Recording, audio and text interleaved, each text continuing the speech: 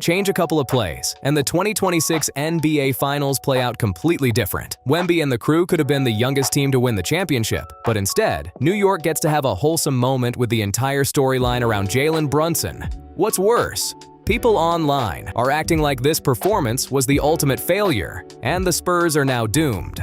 However, this might end up being one of the best things that ever happened to Victor Wembanyama and San Antonio. History tells us that the path to greatness isn't a straight line, and if you're a Spurs fan, you have many reasons to feel optimistic. Welcome to Clutch Time Talks. Let's dive in together. The Knicks won the series because they were simply better in the biggest moments. 3 of New York's wins were decided by a combined 12 points. They executed late, and the Spurs did not. Jalen Brunson played great, averaging nearly 30 points in the finals. Wemby put up good numbers of his own, but New York consistently won the clutch possessions, and that's what made the difference. The Knicks also had more experience in Brunson, Cat, Bridges, Hart, and the biggest OG in basketball. Meanwhile, Wemby is just 22 years old, and Stephon Castle is barely old enough to rent a car.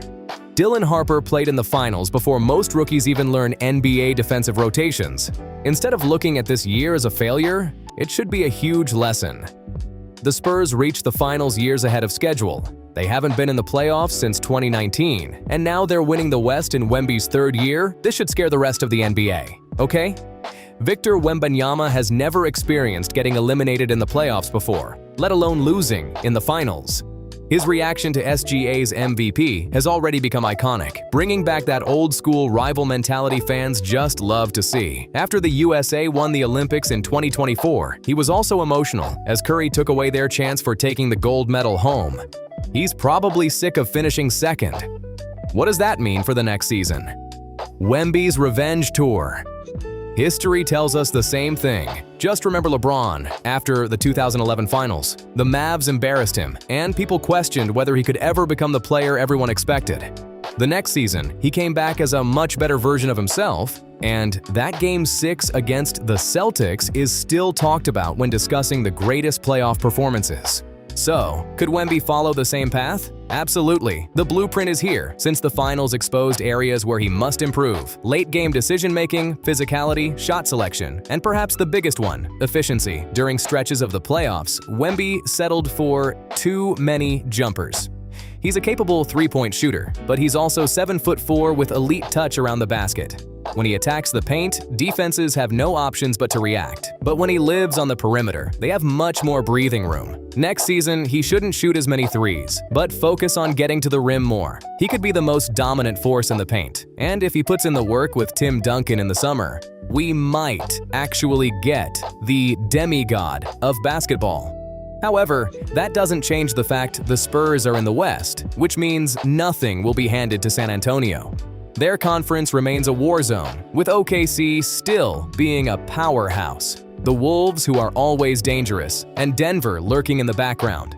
Also, there's the Lakers, always capable of making a big move, and then there's the Giannis factor. The good news? The Spurs already proved they belong in that conversation, as you don't accidentally reach the NBA Finals. But what about De'Aaron Fox? This might be the biggest roster question moving forward. If Fox stays, San Antonio might get a better version of him. There's no way he can be at peace with himself after such an embarrassing performance against New York. The main problem is his max contract, since it's eating up way too much cap space, especially when he might be replaced with Dylan Harper as a starter. But what if San Antonio moves him? That is where things get interesting. A Fox trade could give the Spurs additional salary flexibility, draft capital, and more young role players. The point is, San Antonio has options. One of the most valuable things in today's NBA. Eventually, Wembanyama is going to sign a massive extension, a truly massive one, the kind of contract reserved for franchise-changing superstars. And to be honest, he's worth every cent. The biggest challenge for San Antonio will be balancing the books while keeping its young core together. Stephon Castle looks great for building a dynasty. Dylan Harper has a huge star potential, and Julian Champagnie continues proving he belongs as a valuable rotation piece. What might be harder than finding talent is keeping it. But the Spurs have one major advantage. Most of their core is still on rookie contracts.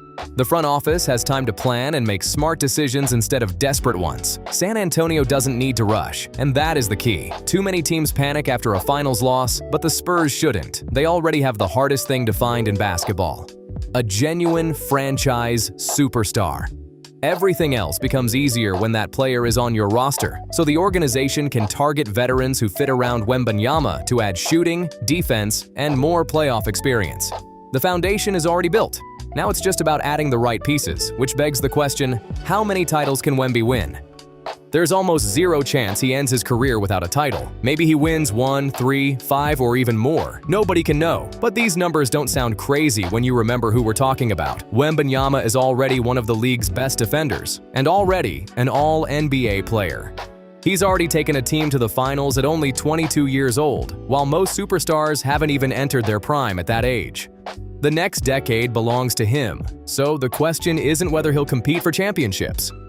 The question is how many opportunities he'll get. So, in retrospect, did losing to New York hurt?